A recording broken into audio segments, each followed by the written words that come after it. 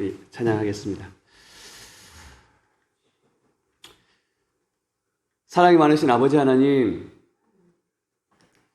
주님을 찬양합니다. 그리고 우리에게 세상 모든 것이 흔들리고 다 없어진다 할지라도 우리에게 주님이 계시고 주의 생명이 우리에게 있고 주께서 주신 소망이 우리에게 있음을 저희가 믿고 또한 선포합니다. 아버지 하나님, 이 시간도 오셔서 이 찬양을 받으시고 예배를 받으시옵소서. 그리고 아버지 하나님, 하나님의 이름이 간절히 바라보고 주님 소원합니다. 그래서 우리의 예배를 받아 주옵소서. 예수 이름으로 기도했습니다. 아멘. 안녕하세요. 네, 반갑습니다. 코로나 때문에 많이 세상이 우울하다고 하죠. 근데 우리에게 있는 것이 주님의 이름인 줄로 믿습니다. 그래서 주의 생명이 우리에게 있고 주께서 주신 소망이 우리에게 다 무너진다 할지라도 우리에게 소망이 있고 또한 우리에게 또한 주께서 모든 것을 회복하실 능력이 주님께 있음을 우리가 믿고 선포하시면서 같이 찬양했으면 좋겠습니다. 우리 같이 찬양할까요? 생명 주께 있네.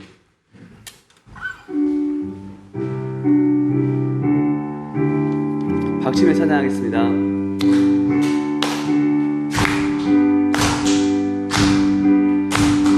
생명 주께 있네, 능력 주께 있네, 소망 주께 있네, 주 안에 있네. 생명 주께 있네, 생명 주께 있네, 능력 주께 있네, 소망 주께 있네, 주 안에 있네.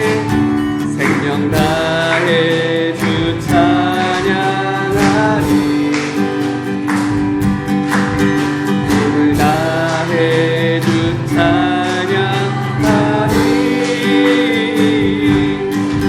내 생명 다해 내 힘을 다해 모든 소망 주님께. 생명 주께 있네, 생명 주께 있네, 능력 주께 있네, 소망 주께 있네, 주 안에.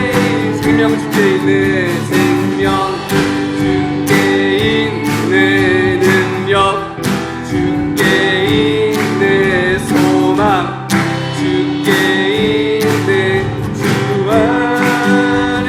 생명 다해 주 찬양하리, 생명 다해 주 찬양하리, 힘을 다해 주 찬양하리. 내 생명 다해 내 힘을 다해 모든 소망 주님께. 아멘. 생명 주께 있네, 생명 주께 있네, 능력 주께 있네, 소망 주께 있네, 주 안에. 생명 주께 있네, 생명 주께 있네, 능력 주께 있네, 소망 주께 있네, 주 안에. 같이 한번 찬양하겠습니다. 생명 다해 주 찬양하리, 생명 다해 주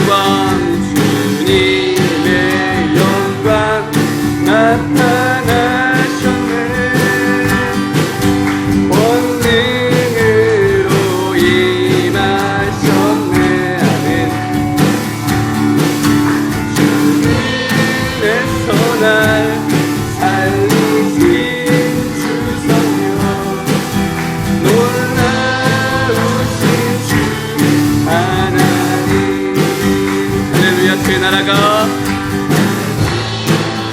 주의 나라 만사는 눈을 뜨며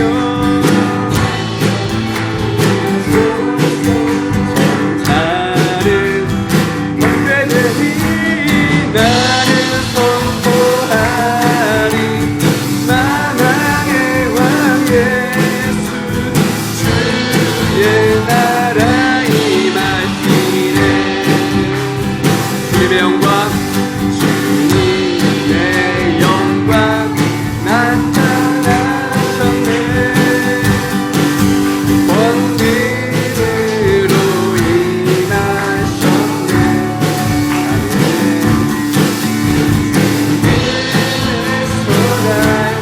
살리신 주 성령 놀라우신 주 하나님. 아멘. 할렐루야 주의 나라가 할렐루야 주의 나라 만사는 눈을 뜨며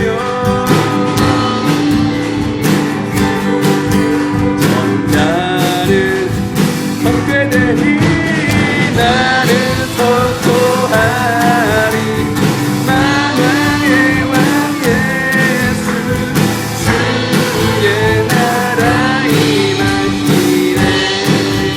할렐루야 주의 나라가 할렐루야 주의 나라가 만나는 눈을 뜨며 임하소서. 전자는 헛되되니 나는 선포하리 만왕의 왕 예수 주의 나라 임하시네. 아멘. 함께 예배 위해서 기도하겠습니다. 아버지 하나님, 세상이 다 흔들리고 사람들 다 주를 떠나고 세상에 소망이 없다 하고 더 이상 우리에게 무엇인가가 남아있지 않다 하고 세상이 아무리 말할지라도 우리에게 주의 이름이 있고 주께서 주신 영원한 생명이 있고 주께서 우리의 소망이 되시고 우리가 이 믿음을 잃지 않고 끝날까지 이룰 수 있도록 우리를 붙들어 주시기를 함께 기도했으면 좋겠습니다. 이 예배 가운데 그 주의 생명이, 그 주의 능력이, 그 주의 소망이 우리의 예배 가운데, 그리고 우리 10년 가운데 임하기를 같이 기도할 수 있었으면 좋겠습니다. 그리고 우리 말씀 전하실 우리 목사님 또 위에서 같이 기도했으면 좋겠습니다. 한번 기도하겠습니다. 주여, 주여, 하나님,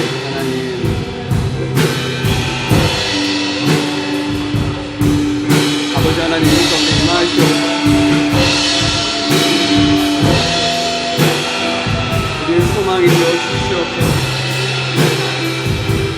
세상의 소리가 어떻게 되나요? 아니, 그리고 우리의 세상의 소리에 우리가 어떻게 살지 정말 우리가 주의 약속 위에 우리의 인생의 세워진 주의 약신 그 말씀 위에 약속 위에 아버지 우리의 인생이 세워져 갈 수 있도록 하나님 아버지 도와주시옵기를 바라옵습니다.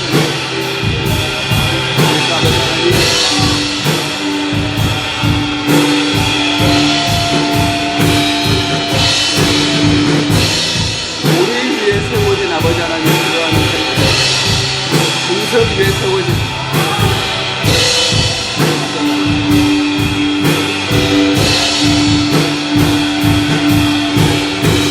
세상에 함께 있는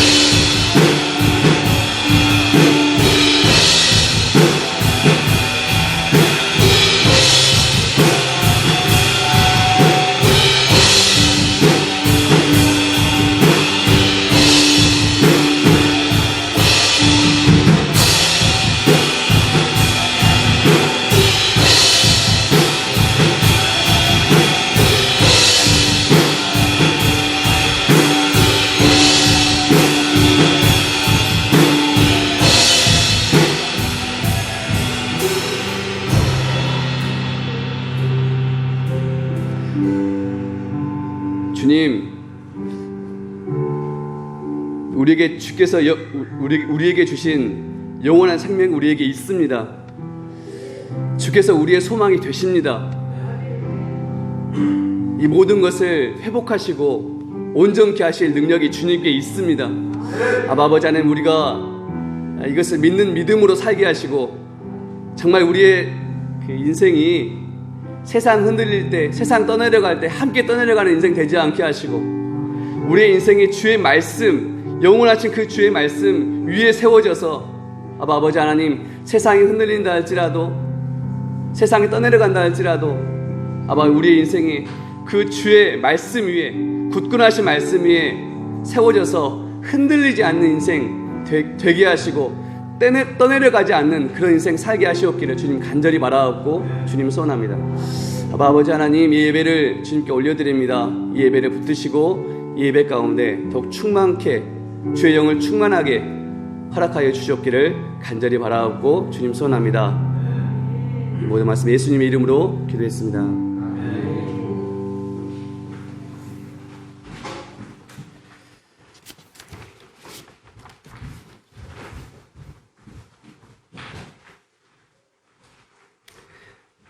다 같이 묵도하심으로 5월 10일 예배 주님께 올려드리겠습니다.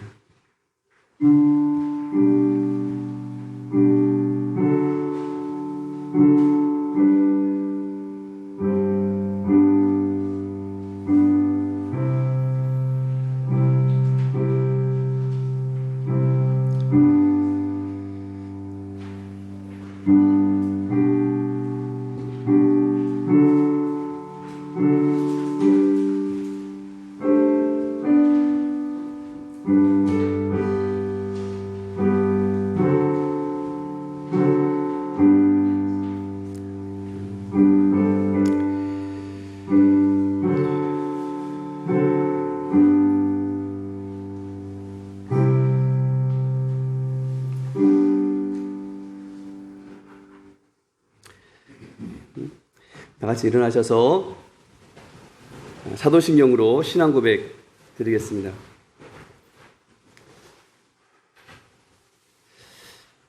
시작. 나는 전능하신 아버지 하나님 천지의 창조주를 믿습니다. 나는 그의 유신 아들 우리 주 예수 그리스도를 믿습니다.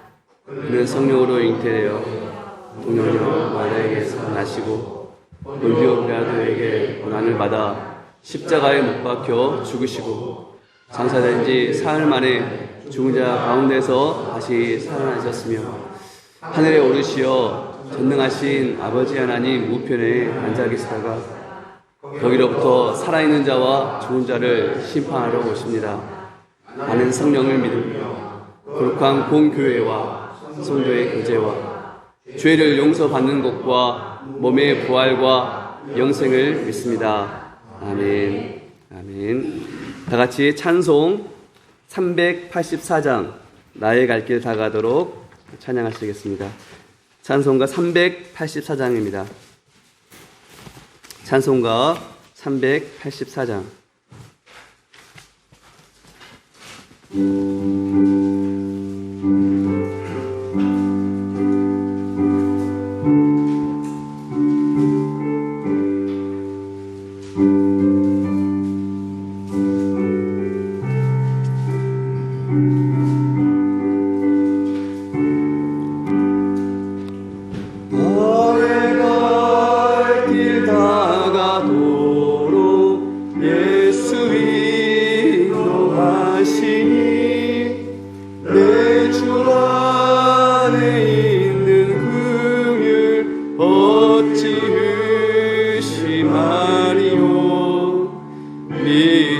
믿음으로 사는 자는 하늘 위로 받겠네.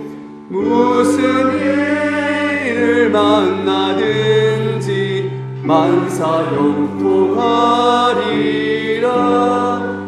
무슨 일을 만나든지 만사 형통하리라.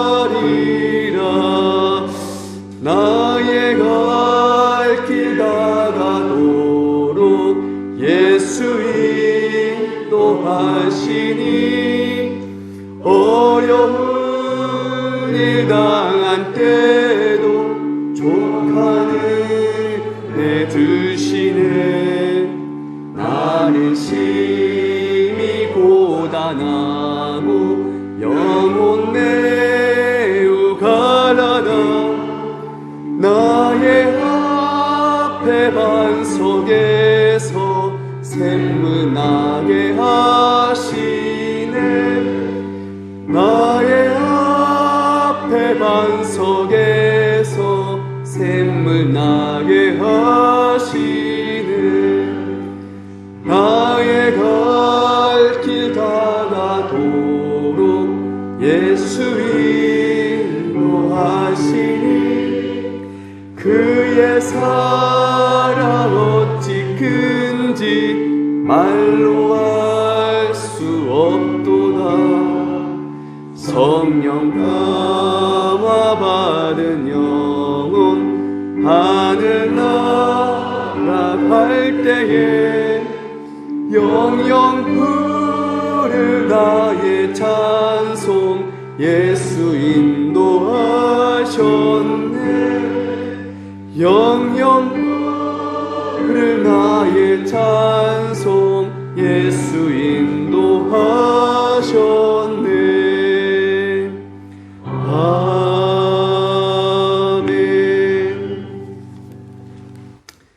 아멘. 다 같이 성경 교독하시겠습니다. 말씀은 에베소서 5장입니다.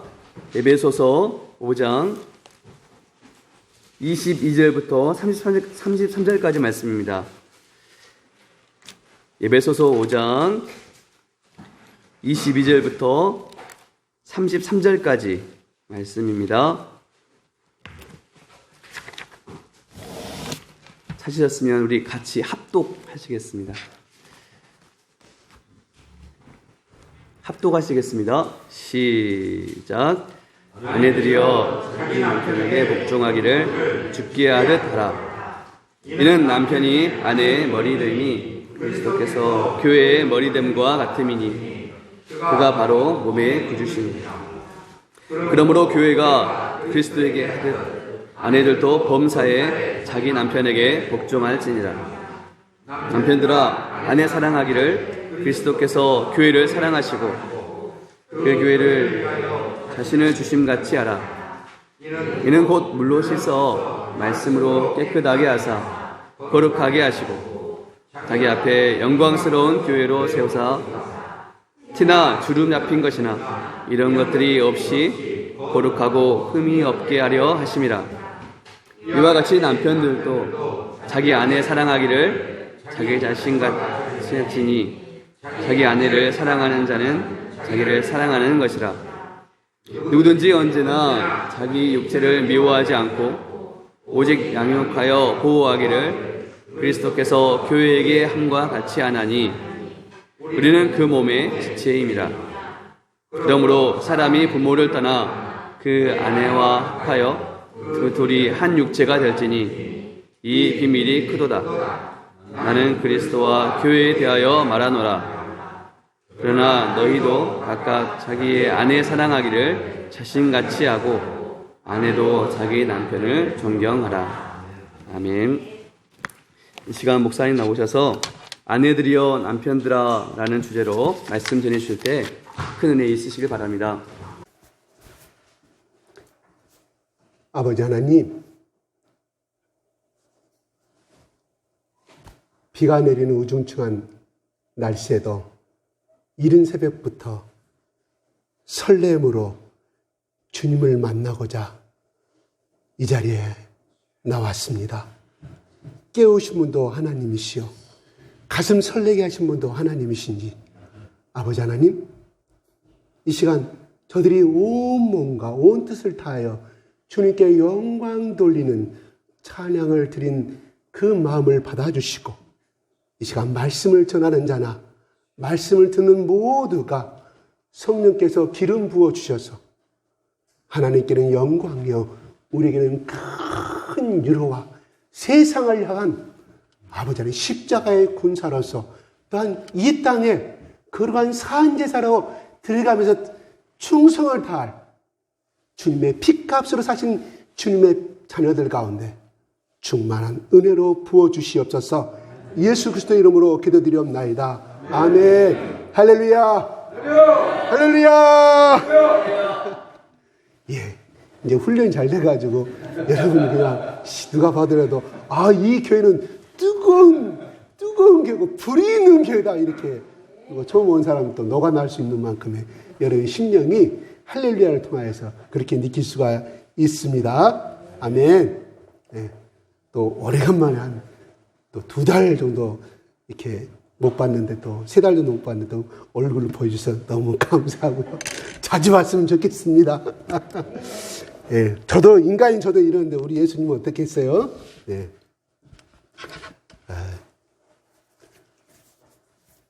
이 6장 말씀을 전할까 5장 말씀을 전할까 상당히 많이 고민을 했어요.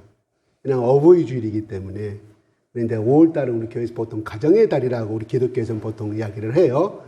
그래서 그냥 5장의 말씀, 주로 이건 주례사 할 때 많이 또 쓰기도 해요. 또 여러분 많이 들었던 말씀이에요. 예. 그런데 이렇게 하나님께서 저에게 이렇게 지혜를 주셨어요. 그래, 부모를 공경해, 자녀를 사랑해 하는 것은 기본적으로 부부간의 사랑이 뜨겁지 아니하면 나올 수 없는 것이라 이 말이에요.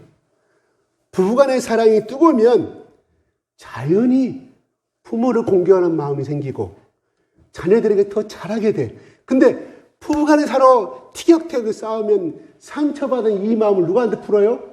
자식한테. 자기보다 힘이 약한 자식한테 누가 풀어? 아내가 풀어. 왜? 남편한테는 못 이기니까. 온갖 스트레스를. 그러니까 딸들과 아들들이 엄마 왜 그래? 왜 그래? 엄마는 이상하다. 불신을 갖게 되고 나중에 커서는 그때 엄마 나한테 왜 그랬지? 시집가서 따져. 그게 뭐예요? 남편의 책임이고 아내의 책임이라 이 말이에요. 왜? 남편이 아내에게 상처를 줬으니까 풀 수 있는 길은 없잖아요.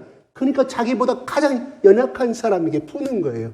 사람의 심리가 그렇게 되어 있어요. 조폭들도 자기보다 강한 사람 잔뜩 있다 자기보다 약한 사람은 사정없이 잡는 거 우리가 영화에서 많이 보잖아요.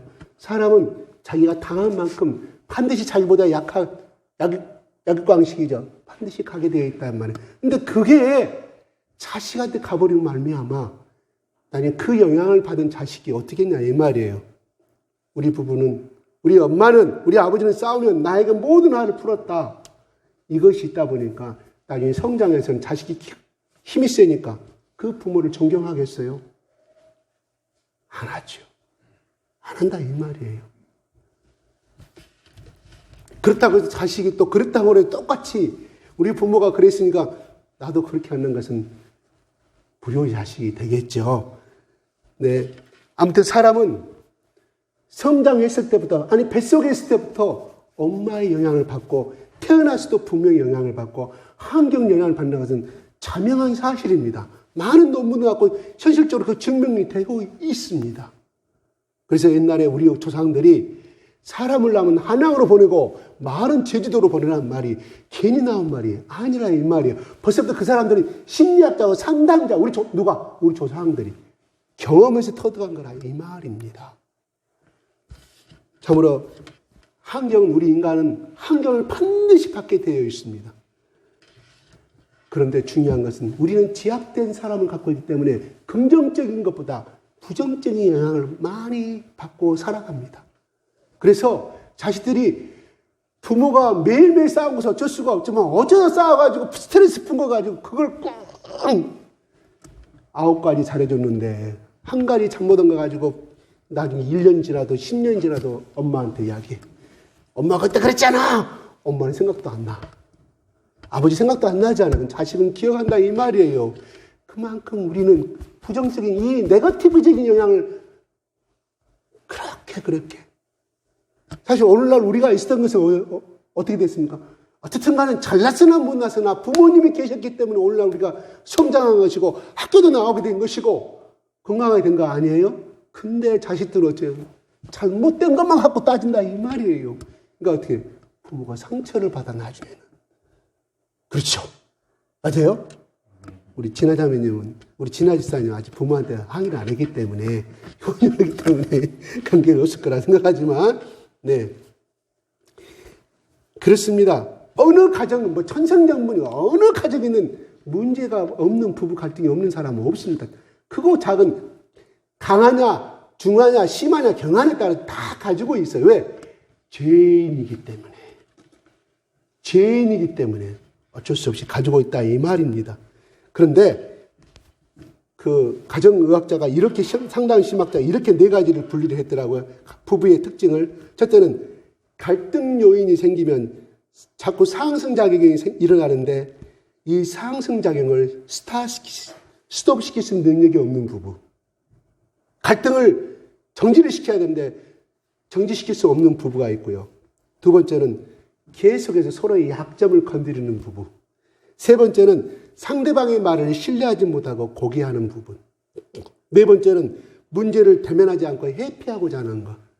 다시 말해서 부딪혀서 해결하면 되는데 그냥 서로 회피해. 그러니까 그 문제를 끝까지 안고 가는 거죠. 1년이 지나도. 2년이 한 년은 똑같다 이 말이에요. 이 4가지 부부의 유형을 이야기를 한 것을 제가 여러분한테 말씀을 드립니다.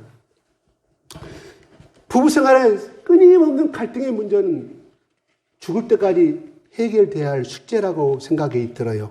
저도 살아보니까 그럽디다. 여러분이 볼 때는 우리 부부가 완벽한 부부라고 볼 수 있겠지만 저는 아니라고 생각을 해요. 저 또한 그렇게 주님 앞에 인정합니다. 그럴 때마다 저는 회개하고 항상 이러지 않아야 되는데 하고 나면 참 저희 아내한테 미안해요. 네. 예전에요. 2조 시대 때 모든 양반집 가문과 권력의 가문과 왕손들은 반드시 명나라, 원나라, 더 거슬러온 당나라까지 보냈어요. 유학을. 그래야만이 선진 문물을 배우고 앞장서 갈 수 있고 돌아와서 행세를 할 수가 있었기 때문에. 그런데요. 그 당시에 지금도 그 문서에 전해오는 그 문서 속에 이런 것이 있었대요. 남자가 아내를 때리면 법으로 묻지 아니하는다. 책임이 없어요. 여자가 아내가 남편을 때리면 징역 2년. 처음 듣죠? 남자가 아내를 죽였다. 징역 3년. 여자가 남자를 죽이면 즉시 목을 벤다. 남편이 아내를 죽이면 3년인데 아내가 남편을 죽이면 똑같은 생명인데 아내는 사형이라 이 말이에요. 남자가 자식이 부모를 때리면 곤장인 100대인데요. 여자가 딸이 부모를 때리면 사형. 이게 당나라 때 법이라 이 말. 그게 고려시대 그대로고 조선시대 그대로 넘어온다 이 말입니다. 물론 법인 바꿔졌지만 그 바탕 가운데서 법이 이루어졌다 이 말이에요. 그래서 전통 가족에 있어서 결혼은 지금도 마찬가지죠. 이 조선시대 고려시대 내려온 이 모양이 우리나라 가정에 있어서 결혼은 부모를 공양하고 아들을 낳는 수단에 지나지 않았다. 누가? 여자가. 아내는 1차적으로 남편보다 시부모에게 먼저 관심을 기울여야 했고 부모가 아내를 싫어하면 아무리 남편이 그 아내에 대해서 사랑스러워하더라도 아내를 버려야 했던 것이 우리 조상들의 법률의 간섭이었다 이 말이에요. 여자는 자기 집에서는 언젠가는 출가해야 할 애인이었습니다. 언젠가는 나무주를 보내야 할 사람으로 키움을 받았다 이 말이에요. 시가에서는 가문의 피가 섞이지 않은 예인이었습니다. 밖에서 들어온 여자였다, 자식이었다 이 말이에요. 여자는 출가해서 아들을 낳은 후에야 겨우 자신의 유지를 찾게 됐다는 것이 우리 조상들이 내려오는 간섭이었고 그게 전통이었다 이 말입니다. 그런데 중요한 것은 이 방금 제가 말한 내용들이 오늘날에도 암암리에 적용이 됐고 우리 특히 남자들의 가슴속 머슴속에 사로잡혀 있어요. 그렇게 출가 애인으로서 시집 와가지고 천대를 받던 그 여자까지도 나중에 며느리를 받고 딸을 보낼 때도 그런 간섭 가운데서 키우고 살아갑니다. 틀렸으면 말씀해 보세요. 이게 오늘날 우리에서 이런 간섭은 여기 있는 서는 저나 교회 목사나 장로나 모든 집사님들 가운데 안 맞는 대로는 정말 비기독교적인 성경을 가지고 우리는 살아가고 있다 이 말이에요. 왜? 전통에서 보고 자랐기 때문에 그걸 죄라고 생각하지 않아요. 중요한 것은 이건 비성경적이고 비복음적이고 하나님의 비복음적이란 뭔 말인가요? 하나님의 뜻을 예수님이 이 땅에서 오셔서 사랑을 베푼 그 뜻을 우리는 암암리에 무의식 가운데 우리는 살아가고 있습니다. 거기에 대해서 나는 죄인이라고 고백하지 아니합니다. 그저 나쁜 거, 주일날 예배 빠진 거, 뭐 11조 빠진 거, 더 이런 것에 대해서 하나님께 회개는 할지언정 방금 내가 말했던 이런 상황들 가운데서는 그냥 답습하고 살아가는 것이 우리의 사실 아닙니까? 이건 팩트. 여기 또한 저도 그 이 아래에서 이 법률에 못 벗어납니다.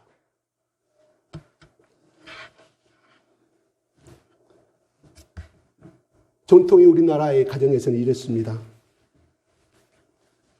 남편에게만 이혼 권리가 주어졌고 아내에게는 이혼 권리가 안 주어졌던 것이 우리 조상들의 법률이었어요.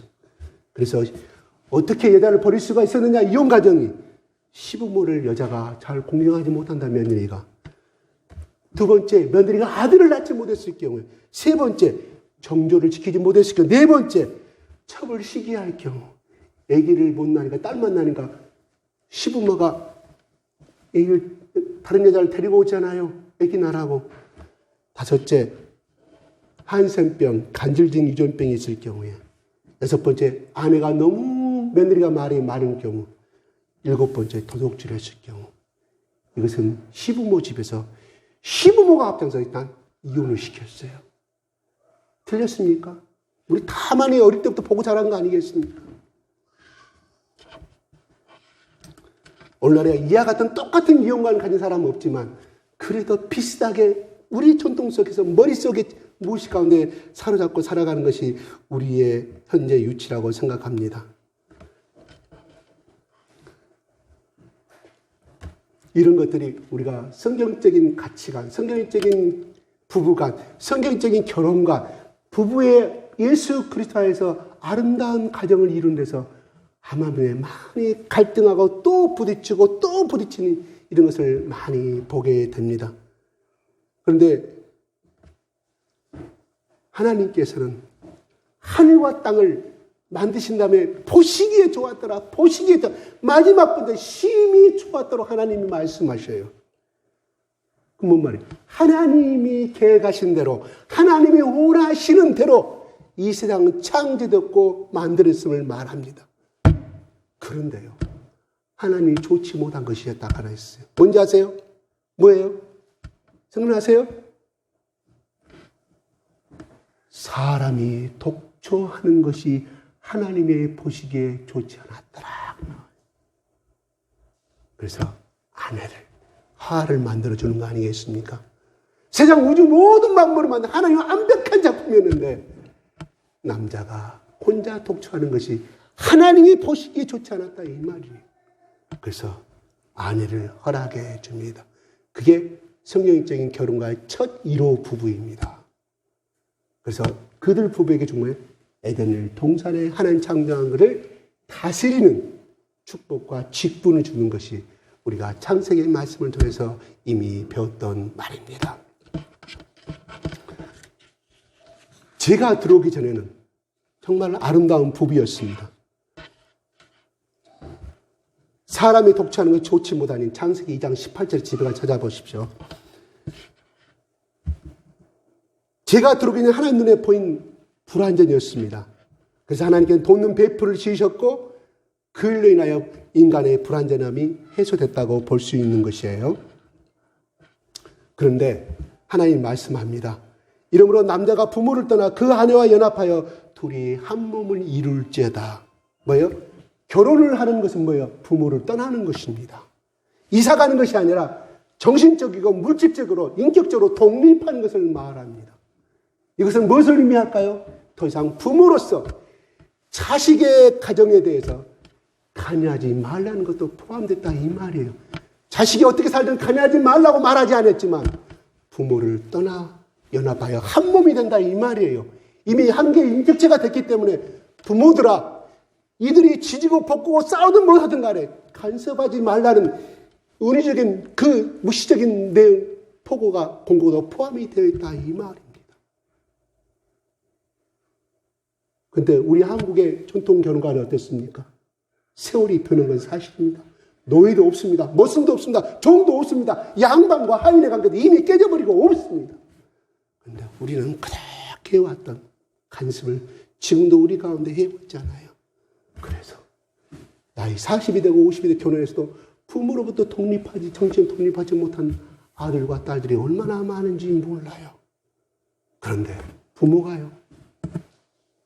장가 보낸 아들을 30, 40, 50대는 아들을 갖다가 그냥 20대, 그냥 7살 때 3살 때 내 아기로 생각하고 살아간다 이 말이에요. 독립시켜주지 않아요. 누구 책임이에요?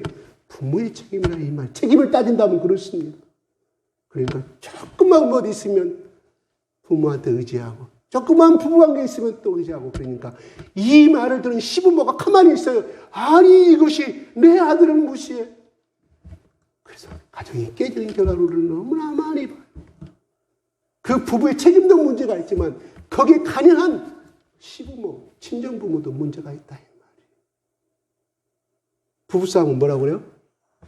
칼로 물베기를. 놔두면 지기들이 왜? 뜨겁게 사랑했기 때문에 결혼했을 거 아니에요. 에? 우리 강철 집사님이 경림이하고 연애할 때 대문까지 들어가주면 또 데리고 가 해줘. 왔다 뜨겁게 사랑을 해줬어. 그렇게 뜨거운 바탕과 사랑이기 때문에 살짝 부부싸움 생겨도 내가 듣기로는 부부싸움 한 번도 안 했다고 들었거든요. 그래도 칼로 물베기라 자기들이 알아 다 이러는데 거기에 가지고 야 며느리야 왜 그래. 어이, 강석이 서방, 강철이 서방, 왜 그래? 기분 나빠버린 거예요. 이미 독립적으로 인격으로 성장된 하나의 부부인데, 이게 오늘날 기독교 안에서도 장로님 자식이 됐던, 며느리가 됐던, 목사의 며느리가 됐던 간에, 이게 아주 비성경적으로 나감으로 인하여 가정을 은연중에 부부간의 자식들의 이 자부와 아들과의 관계를 깨트려버리는 우를 범하고 있음을, 제 말이 아니에요. 이걸 전문적으로 근거하는 사람 책을 제가 보고 말씀을 드리는 거예요. 사실 또 그렇지 않습니까? 그래요. 한국 사회에서 아들은 나의 생명과 똑같잖아요. 엄마에게서. 특히 엄마에게서. 그러니까 출가 애인이고 너는 이런 거 하기 때문에 자부를 이렇게 한 단계 낮게 보고 그냥 내 아들 말만 소중하게 여기는 이런 사람한테 얼마나 사랑하고 있는지 모른다 이 말이에요. 나의 생각과 이 묶어버린 좋지 않은 이 전통의 이 가정의 결혼관에 대해서는 우리는 예수 그리스도의 복음과 예수의 사랑만이 이거를 깨뜨릴 수가 있습니다. 철저히 깨뜨려야 됩니다. 오늘 본문의 말씀이 이렇게 말해요. 32절 한번 읽어볼까요? 시작.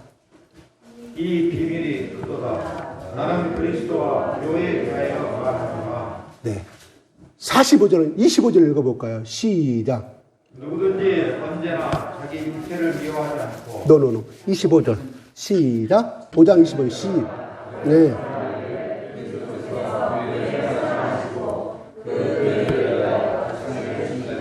24절 보겠습니다. 시작.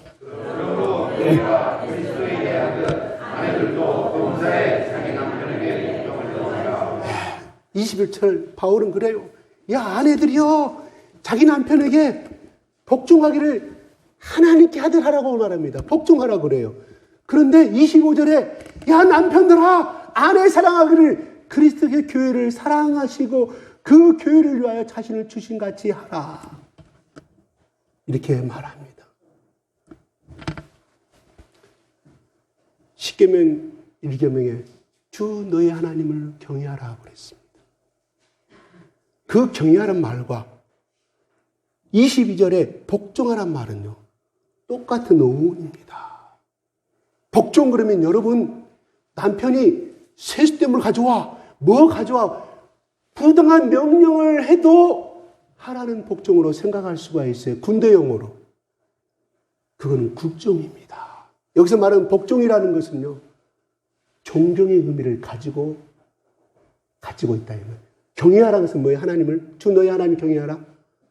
인격적으로 사랑하고 뜨겁게 주님을 존경하라는 의미를 가지고 있듯이, 여기서 복종이라는 말은 바로 그런 뜻이에요. 남편이 무슨 말을 하든 간에 이렇게 하는 말이, 그거는 굴종입니다. 굴종.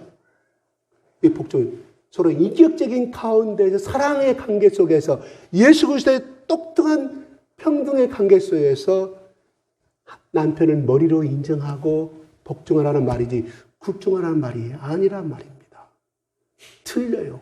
오늘날 이 말씀을 잘못해서 가지고 이 당신 말이야, 이 복종하는 남편의 복종하니 왜 복종하느냐고, 이건 잘못된 해석입니다.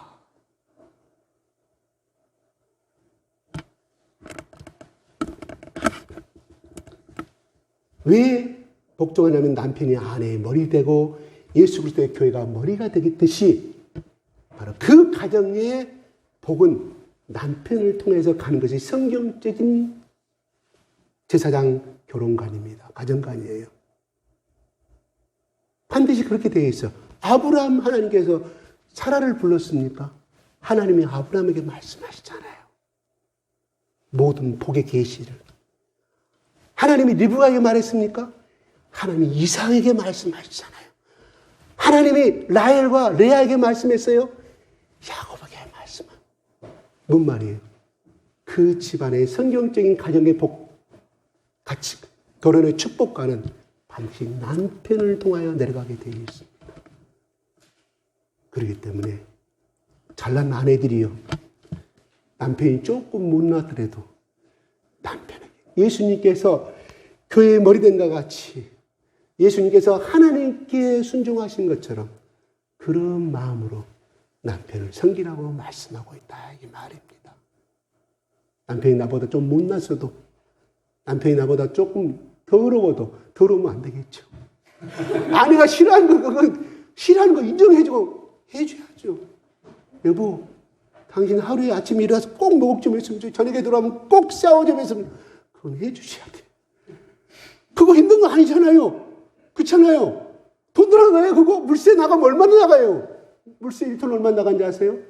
2,000원. 아침 저녁에 하면 1톤밖에 더 나오게 돼서 2,000원 더 내고 아내한테 사랑을 받는 게 좋겠어요? 끊임없이 와. 아내가 잠자리 같이 하면 좋아하겠어요? 아내가 싫어하죠. 왜? 아내는 그런 성장을 컸기 때문에. 근데 남편, 나 이제까지 그 살았는데 아내를 사랑하지 않는 거죠. 저희 아내가 항상 그래요. 내가 싫어한다. 왜 당신은 주장하냐고. 저는 그 말을 못 알아먹었어요.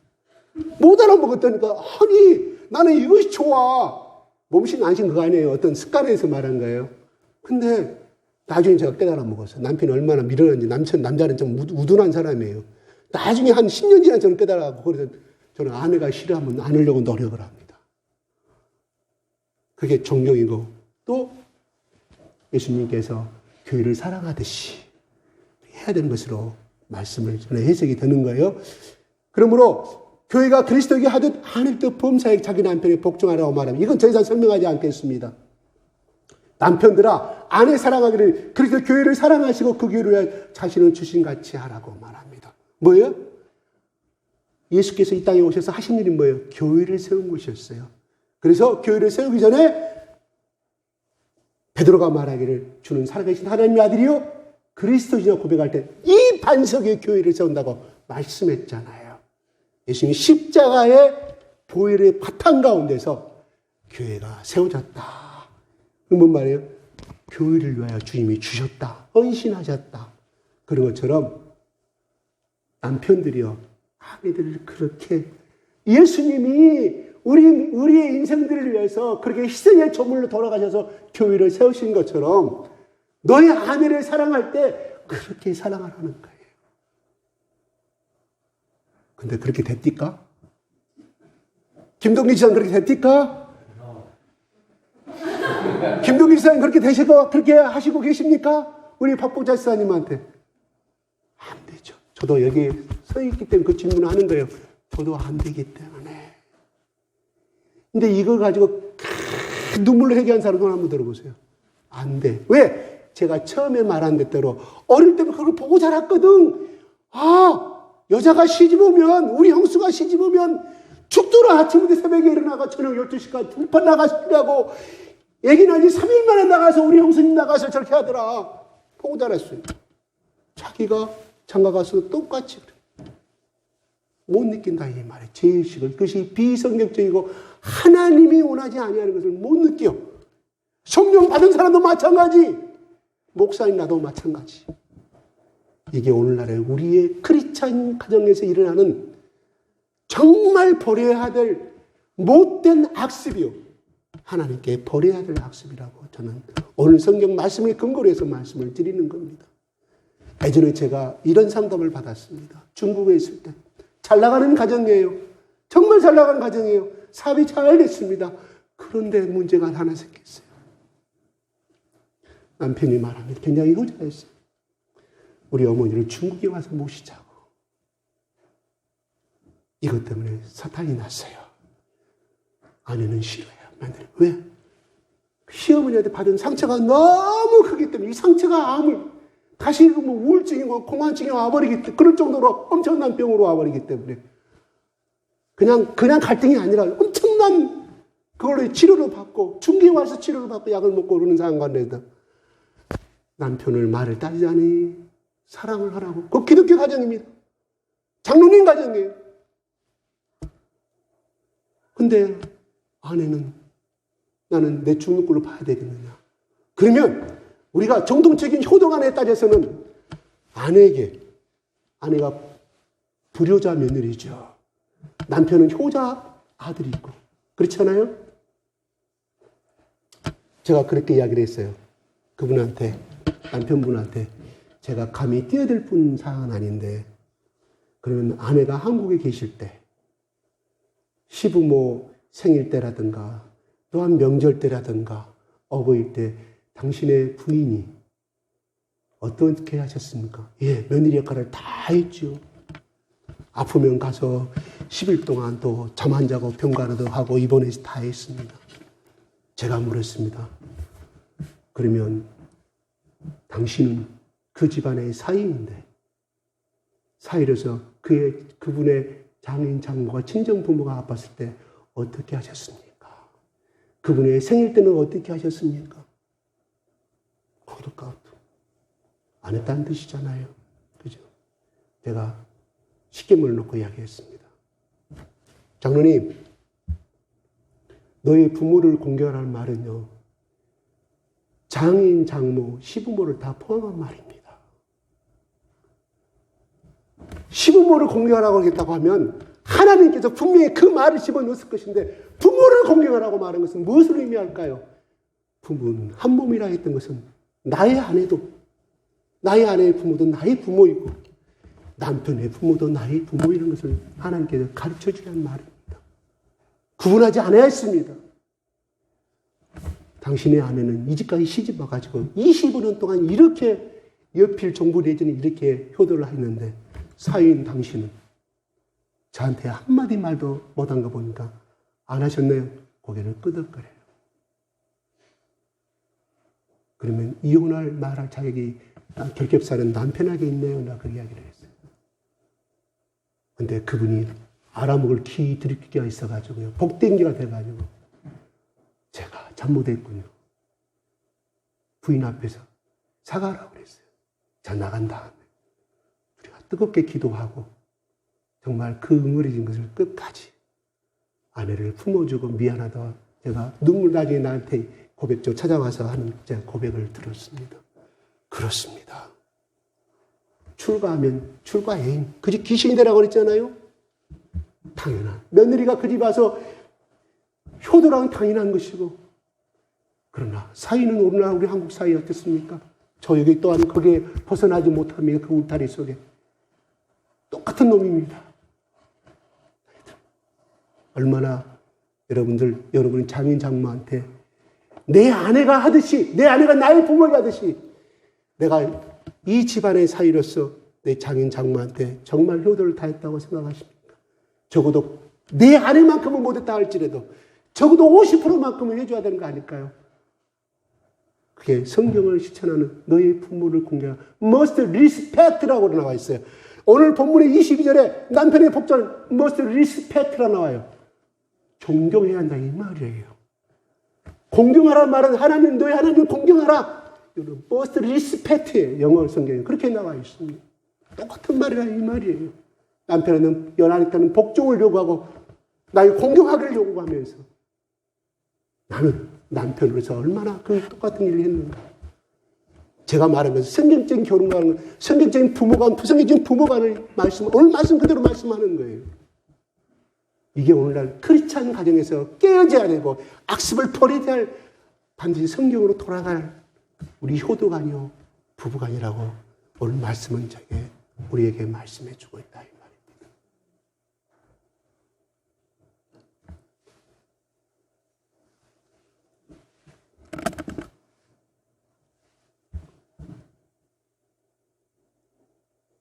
(28절에) 한번 볼까요? 시작. 이와 같이 남편들도 자기 아내 사랑하기를 자기 자신과 하니 자기 아내를 사랑하는 자는 자기를 사랑하는 것이다. 예, 아내를 사랑하지 아니하고 일방적으로 요구하고 일방적으로 굴종을 요구하는 것은 뭐예요? 나를 사랑하지 아니한다 이 말. 누가 그랬어요? 성경 말씀이 그래요. 하나님께서 말씀하시는 거예요. 지금 제가 하는 거 아니에요. 자기 아내를 사랑하는 자는 자기를 사랑하는 것이라. 사랑하지 않는 자는 뭐예요? 자기를 사랑하지 않는 것이다.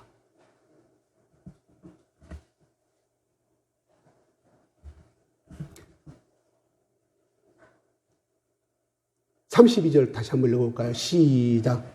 이 비밀이 크도다. 나는 그리스도와 교회에 대하여 말한다. 이 비밀이 뭐예요?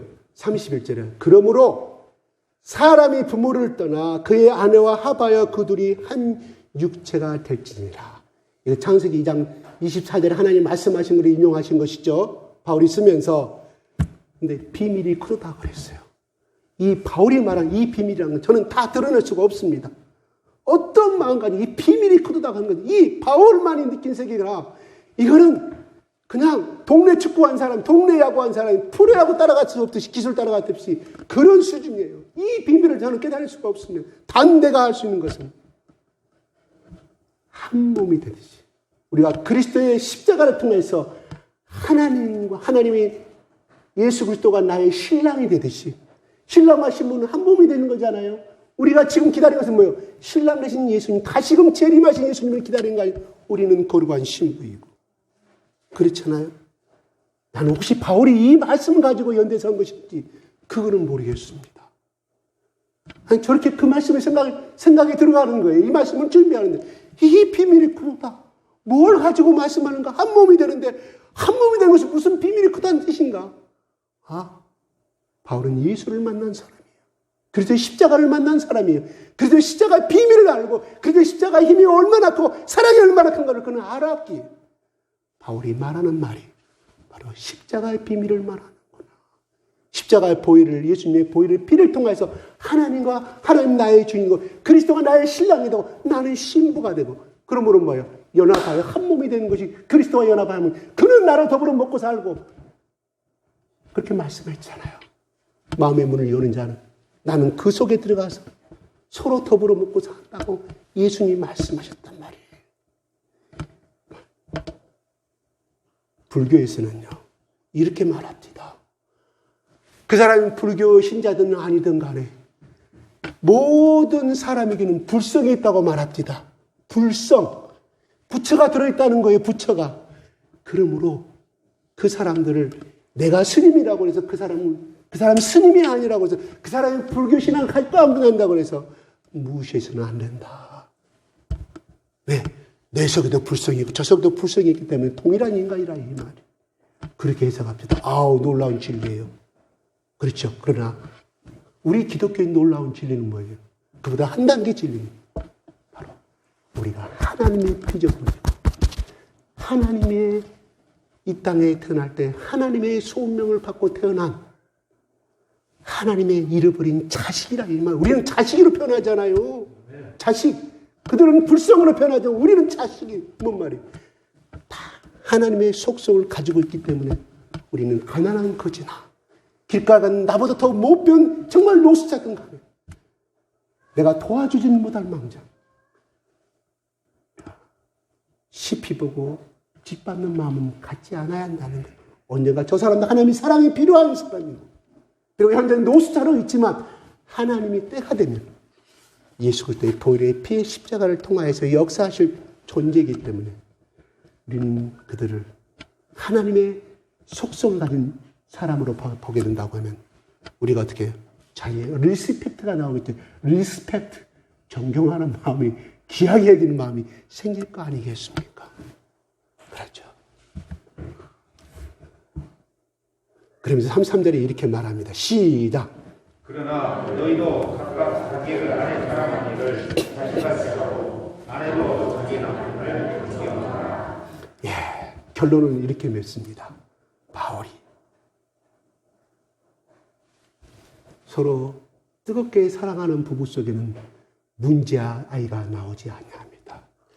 서로 뜨겁게 사랑하는 부부는 시부모나 친정부모를 존경하게 되어 있습니다. 왜? 사랑을 받기 때문에.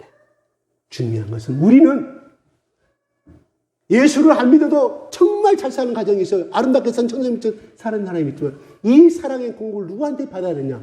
바로 예수 그리스도의 십자가의 사랑을 받은 자만이 이 아내를 내 몸처럼 사랑할 수가 있음을 바울은 말해주고 있어요. 그래서 비밀이 크다고 말합니다. 그리스도와 교회에 대하여 말하노라 나는 예수님이 자기 희생을 제물 정해 교회를 우리에게 허락해 주듯이 교회는 뭐예요? 교회를 통하여서 오늘날 우리가 성령이 우리 가운데 거하는 사람이 교회라 이 말이에요. 그래서 바울은 고린도서 6장 말씀하잖아요. 너희들은 거룩한 성전이라고 말합니다. 그렇습니다. 우리가 가정의 달을 맞이해서 이 사랑의 공급을, 내 아내를 내가 멸시하고 덜 사랑한다는 것은 뭐예요? 그 사람이 하나님 앞에 예수님의 사랑을 아직도 덜 받은 사람이다, 많이 소멸된 사람이라고 체크하는 기준으로 삼아주시기 바랍니다. 다른 거 다 빼고요. 그냥 오늘 가정의 날 부부에 대해서가 말씀하는 거예요. 내 아내와는 멸시가는 마음이 생겨. 내가 툭툭거려. 내가 예수님의 십자가 앞에 다시금 사랑의 충만함을 받아야 되구나. 우리는 뭐예요? 그리스도의 사랑을 받아야만이 이 말씀을 할 수가, 이 말씀을 할 수 있고 전할 수 있고 깨달을 수 있고 이 사랑을 행할 수가 있지. 우리 의로는 항상 제가 이 강단 서서 말하지만 우리가 나올 것은 뭐예요? 부정적이고 육아가 깎아내리는 거, 욕밖에 죄밖에 안 나와요. 그리스도의 사랑에 감싸 있는 사람은 이 사랑을 할 수가 있습니다. 어느 목사님의 간증입니다. 그는 신학교를 나와서 목사 안수를 받았어요. 그런데 어떤 일인지 공황증이고 우울증이 어떤 큰 시련이 있었어요. 근데 이걸 극복하지 못해서 그냥 공장에 다니는 거예요. 먹기도 싫다. 아내와 다툼이 많았어요. 근데 어떤 선배 목사가 그러더래요. 많은 약을 먹고 많은 치료를 상담소를 찾아가지고 의사 정신과도 안내해야 된다니까 소록도를 가라고, 갔다 오라고. 뭔 뜻이 있었겠죠, 선배 목사님은. 그래서 그 당시 예전에는 한 70년도, 80년도는 한 7, 8천 명, 10,000명 한 장 정도가 있었다고 그래요. 제가 갔던 때가 81년도에 갔었으니까 그때도 한 교회당에 1,000명 정도라고 그랬거든요. 1,000명 정도. 그 8개의 교회가 있었는데요. 성당도 있었고 한 교회당 약 1,000명 정도 교회 성도들 예배를 드린대요. 언제부터? 새벽 5시 반부터. 제가 그때 들은 이야기예요. 그 다음에 10시 반 예배, 저녁 7시 반, 몇 시간? 1시간 반 동안. 예배하는 시간 몇 시간? 3, 3은 3일은 4. 어때요? 4시간 반. 예배를 드리는 거예요. 예배 그는 1시간만. 그 다음에 통성 기도하는 시간이 1시간. 그런 상황에 아마 그때 가셨는가 봐요. 가서 거기를 들어갔는데 한 1,000명 정도가 예배를 드리고 있는데 나병 환자를 나는 굉장히 자기도 목사였지만 그는 목사와 인간은 똑같습니다. 예수님의 사랑을 못 받은 사람은 똑같은 거예요. 가서 저 뒤에만큼 드리고 있는데 주위에 막 전부 다 코 없는 사람, 팔 없는 사람, 이거 없는 사람 예배가 끝나고 기도를 드는데 불이 떨어지고 막 동성 기도를 하는데 코 없는 사람이 누군 땅을 치고 기도를 하는데 자기는 우울증 환자여가지고 기도하는 마음도 생겼을까요? 아니 그냥 이렇게 가만히 눈 감고 있는데 뒤에서 뭔 소리가 들려. 어떻게 갚은대요? 이 은혜를 어떻게 갚은대요? 어떻게 갚은대요? 주님, 이 받은 은혜를 어떻게 갚은대요? 어떻게 갚은대요? 그 소리가 계속 들려서 바라보니까 두 팔이 없고 두 발목이 없고 코도 없어 구멍만 나는데 거기에 눈물 콧물이 나고 울면서 기도하는 어떻게 꺽꺽 울니까 왜 우리 남은 기도 안 나오잖아요. 한참 울다가 또 어떻게 갚은대요? 이 은혜를 주님은 어떻게 갚은대요? 어떻게 갚은대요? 그렇게 기도를 하고 있더라요.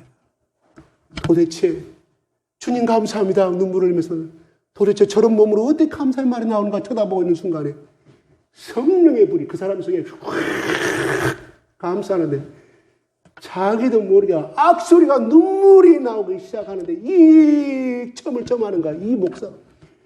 그래갖고 그냥 순간 쓰러지면서 눈물 통곡을 하는데 그 회개도 하나님 주시는 거예요. 그러니까 입을 막았어. 이 소리가 너무 소리가 크니까 창피해서 입을 막았는데 한참을 울고 회개하고 있는데 이거 놓으시오. 이거 놓으시오. 일어나시오. 예배 끝나시오. 들어보니까 그 사람이 왜? 그 사람이 바지를 잡고 너무 통곡해요. 정신이 없어서 너무 회개 통곡을 하고 있는데 그 사람 바지를 잡고 입을 막고 자기가 기도하고 있으니까 이 사람이 못 간 거죠. 여기도 없죠. 요것도 없죠. 발목도 없으니 기어가야 되는데 몸은 비틀비틀하네. 저는 요수 야학원 가서 그 모습을 저는 봤거든요. 그래서 그 사람이 그래 나와서 그 사람이 기어가면서 저 교회 나가니까 기다리고 있더니 리아카가 누가 끌어온다고 자기 실로 온다고 해서 당신은 뭐가 그렇게 감사하고 뭐가 그렇게 기쁘요? 감사하시오. 감사하죠. 누구한테 감사하란 말이에요. 근데 그 당시에 남편이 나병 환자 걸리면요. 그때 통계상 소록도 18명이 왔어요. 아내가. 그래서 남편이 났을 때까지 거기서 낳은 다음에 못 낳은 거기서 늙어 죽은 사람이 18명이야. 아내가. 그런데 아내가 나병 환자 걸려가지고 쫓아오는 남편은 하나도 없어요. 이게 남편이 도둑놈이 심보라 이 말이에요. 토로도 통계상 그렇게 나와 있어요. 그래서 나는 이 사람이 아내랑 같이 왔구나. 충청도에서. 고향이 어디시오? 충청도요. 아내가 운전 기다렸더니 아니라. 도대체 누구한테 그렇게 감사했어요? 저기 계신 분한테요. 저는 문둥병 걸려서 가족한테 버림받고 아내한테 버림받고 아버지한테 버림받아서 이끌수 왔는데 세상 믿을 놈은 하나도 없다고 생각하고 정체없이 죽으려고 왔는데 저분이 나를 이렇게 감사드립니다. 내가 문둥병 걸린 예수님을 내가 만날 수 있었을까요? 나는 정말 감사해요. 감사해요. 그렇게 눈물을 흘립니다. 그래서 그분한테 목사가 그분이 집분이 곤찰 집사도 아니에요. 곤찰님 나 사실 이래져서 우울병 걸려서 공황증 걸려서 왔는데 대개 집에서 한 일주일간 먹이더라고. 그러시오. 같이 사요. 거기서 날마다 그 곤찰이 자기를 위해서 기도해 주는데 얼마나 뜨겁게 예수 사랑으로 뜨겁게 기도하는지 이 냉랭한 이 목사의 머릿속에 가슴속에 뜨거운 눈물을 흘리는 기도할 때마다 울고 떠날 때도 눈물로 기도해 주고 자기 집이 청주인데 청주 돌아갑니다. 누가? 이 목사가 가서 부인한테 이야기합니다. 여보, 나 우울증 다 나았어. 여보, 나 소록도에서 예수를 만났어. 자기 아내한테 고백하면 여보, 나 소록도에서 예수를 만났어. 거기 갔다 오니 40년이 지났어도 우울증과 공황증이 다시는 생기지 않았다 이 말이에요. 목사님의 고백입니다. 어느 목사님의 고백이에요. 그래요. 우리의 부부간의 갈등이 생길 수 있습니다. 자식간의 갈등이 생길 수 있습니다. 그 곤찰이 이 사람을 위해서 눈물로 기도할 수 있고 그 사람이 소록도 예수를 만나고 그가 하나님 주신 소명을 정말 충만한 사랑으로 목회를 할 수 있던 것은 그 예수의 사랑 때문에 소록도에서 만난 그 예수의 사랑, 그 나병 환자, 그의 손못 쓰는 사진주시에 다 발달된 그 사람을 통해 예수를 사랑을 만남으로 말미암아 하나님 소명을 갈 수 있었다는 고백이었습니다. 우리 한번 다시 한번 예수님의 사랑을 다시 한번 오늘 말씀 속에서 예수님의 십자가 사랑을 다시 만나서 혹시라도 여러분의 마음속에 감동이 오거든요. 오늘 집에 돌아가서 여보 미안해요. 손 한번 잡아주는 그런 용기 있는 남편이 되시고 또 손 한번 잡아주는 아내가 남편의 손을 잡아주는 그런 용기 있는 부부가 되어서 예수님의 사랑으로 이 목사와 이 곤찰이 이 목사가 곤찰한테 기도받았다니까요. 직분이 중요한 것이 아니에요. 예수님의 사랑이 얼마나 그 사람 속에 십자가의 사랑이 충만하고 그 사랑으로 하나님이 따지시지 직분은 이건 이 세상을 살아가면서 그냥 필요한 조직책이 중요한 것이지 하늘나라 가서는요. 제가 가끔 말하잖아요. 제 상급은 적을 거라고. 왜? 나는 행할 일 요금 조금만 하고 여러분들 나보다 더 좋은 일 많이 하죠. 그렇습니다. 나 이 고찰은 이미 천국에 갖고 없다고 그래요. 그 사람 수기죄를 보니까 이미 천국에 엄청난 상급을 받았을 거라고 생각이 들어갑니다. 우리도 이 곤찰처럼 소록도에 정말 손목이 없고 발목이 잘리는 코 없고 눈이 없는 귀가 잘려나간 이 입만 살아있는 이빨도 다 빠지고 할아버지 그랬더니 나 할아버지 아니요. 나 48살 먹었어요. 이빨도 빠져. 그러니까 그렇게 할아버지를 보니 머리도 다 빠져. 그래. 우리 인간의 눈은 정말 비참한 사람이었지만 하나님 보시기에는 아름다운 천사요. 하나님의 고귀한 아들로서 아마 하나님 보좌 우편에는 못 앉아 있겠지만 하늘에서 커다란 상을 받고 영생 복락을 누릴 줄 알았어. 저는 생각이 들어요. 우리보다 더 훌륭한 사람이 그분이었습니다. 네, 기도하겠습니다.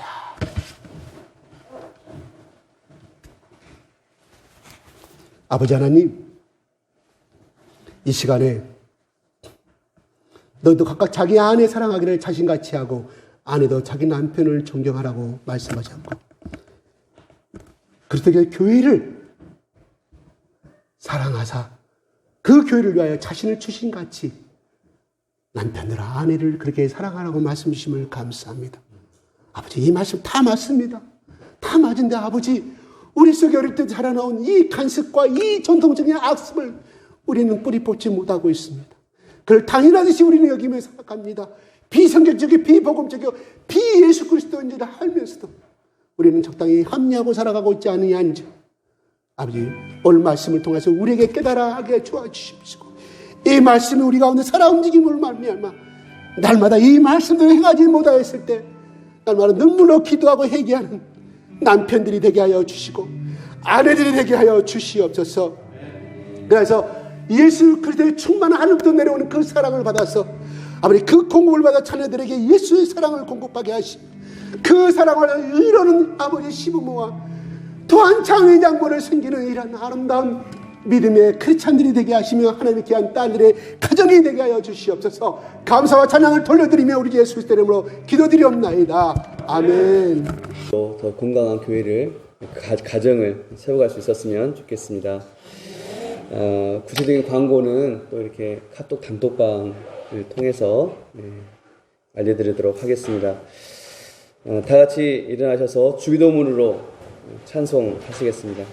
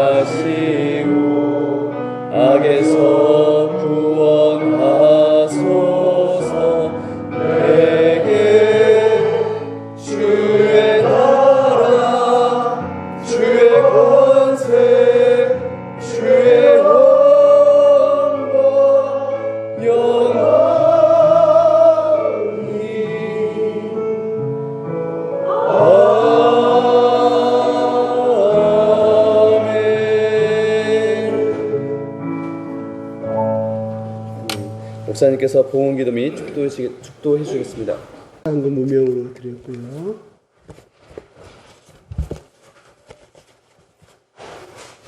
장학금 헌금 또 김경생 가정 주일헌금 우리 학생들 어린이들 많이 드렸네요. 감사합니다.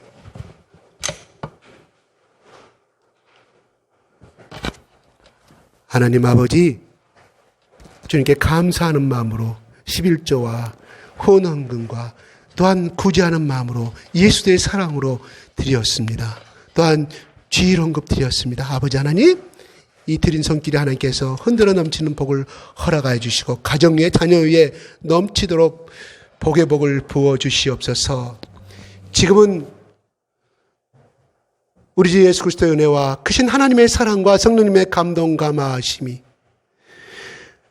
그리스도께서 예수 그리스도 교회를 사랑하시고 교회를 세우셨던 것처럼 교회를 위하여 온몸을 드렸던 것처럼 늘도 아내와 사랑하기를, 아내 사랑하기를 이러한 마음으로 결단하는 아버지 남편들에게, 또한 남편은 교회의 머리인 것처럼 아버지 또한 아내가 남편을 예수 그리스도의 사랑 안에서 복종하기를 결단하는 아내들 위해, 또한 자녀들을 위해 이 시간 머리 숙여 기도하는 모든 사람들 가운데 하나님의 성령이 함께 계시옵소서.